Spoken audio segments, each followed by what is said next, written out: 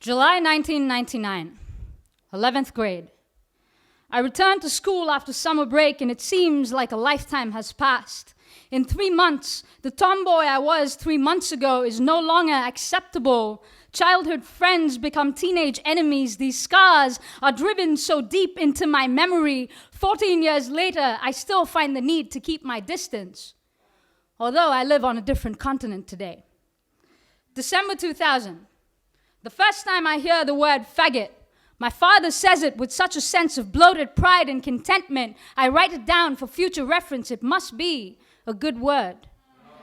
Soon I will learn exactly what it means. July 2002. Sophomore year at an all-girls college, I am trying to unravel myself. What has become clear is that I am more of a ladies' man than I am a lady. But when you live in a world where the only logical explanation is that opposites attract, it's hard to make sense of a heart that speaks louder than the body it fails to fit within. September 2004, I fall in love for the first time. For the time we are together, we dream of spending a lifetime with each other. We draw up blueprints of the perfect forever with 2 sons and a daughter. When our dream ends, mine begins 8,000 miles away, and hers begins with a man chosen for her. The man she will spend the rest of her life with, the man she now has 2 sons and a daughter with.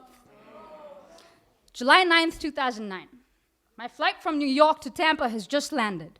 When I turn my phone on, I have 5 missed calls from my roommates calling to tell me that India has decriminalized homosexuality. There is something about Indian that always keeps the Indian in me Indian, no matter how much America begins to feel like home. March 2010. I'm a lesbian. There's a freedom in realizing without question that no crime is committed when a woman loves a woman with all her heart. December 2013. India criminalizes homosexuality all over again.